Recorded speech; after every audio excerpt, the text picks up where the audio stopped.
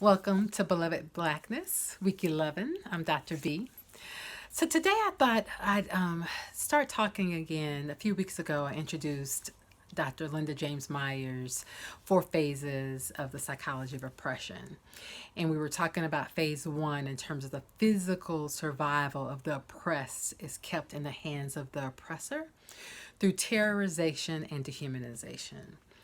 And I want to speak to something that sometimes gets used as a way for us not to think about the truth of the Ma'afa.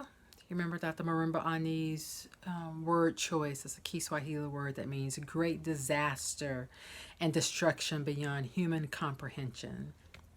And so, referring to what some people refer to as the African Holocaust, using a Kiswahili word to describe the experience of our African ancestors, the Ma'afa.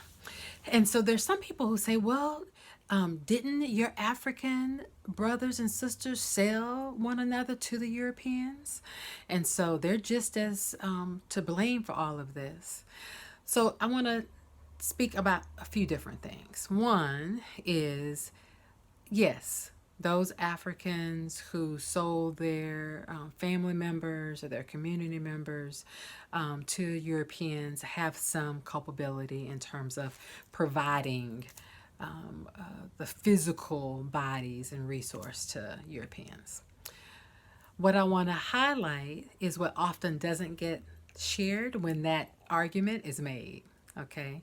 Which is there is no conception of chattel slavery by people on the African continent. Black folks in Africa had no sense of, we are now going to strip you from your personhood, from your humanity, and treat you as if you are a beast. There's no conception of that.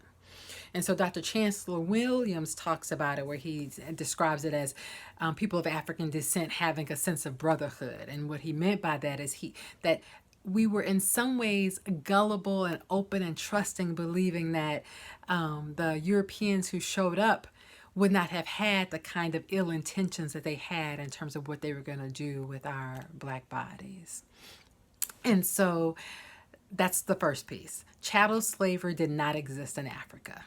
Chattel slavery is what African descendant people experienced through the transatlantic enslaving trade. Okay?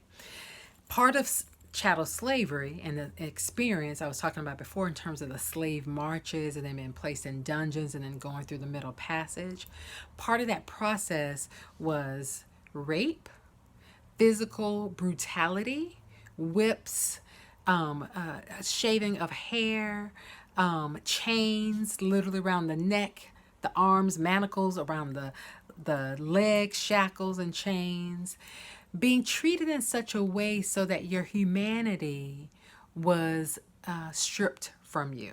Okay.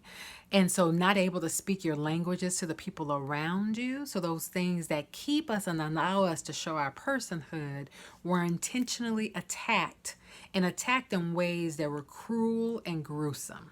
All right. Dr. Chancellor Williams, he uses the term when he talks about slavery in Africa. He says it's more like indentured servitude or more like prisoners of wars, where even the people who would get captured and who would be considered slaves in Africa, they would be treated still with the dignity of what they brought to the table. So if they were master teachers, they were still respected for being master teachers, even if they were in a position in terms of their class now being slaves. So it was a completely different way of thinking about slavery, and African people would not have had a conception of chattel slavery because it was not the way that Africans treated one another. So I'm not condoning any form of slavery, but what I'm saying is you are mixing apples and oranges when you try to compare the two. And that's just being nice, because I don't want to refer to chattel slavery as any kind of edible fruit. But this notion of, if Black people were in the position of power, we would do the same thing to white people is beyond a misnomer. It's egregious to even say such a thing, because what people of African descent did after we were freed from enslavement, we didn't go and massacre white people. We went and established institutions. We established churches. We established educational institutions, HBCUs, historically black colleges and universities. And we went and looked for family members that we had been separated from. So our cultural values for education, for becoming whole people, for looking for our family, staying connected to our family, and our connection to spirituality, we invested in churches, schools, and looking for our family post emancipation. So if we were the kind of people to do the types of things that Europeans did to us, that's not what we would have done. Our cultural values were not congruent with that behavior.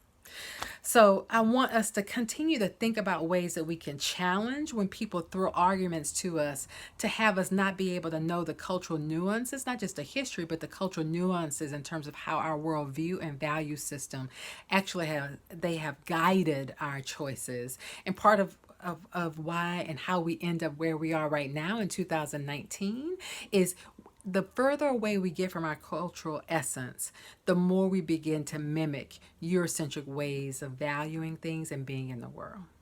All right, that's it for this week.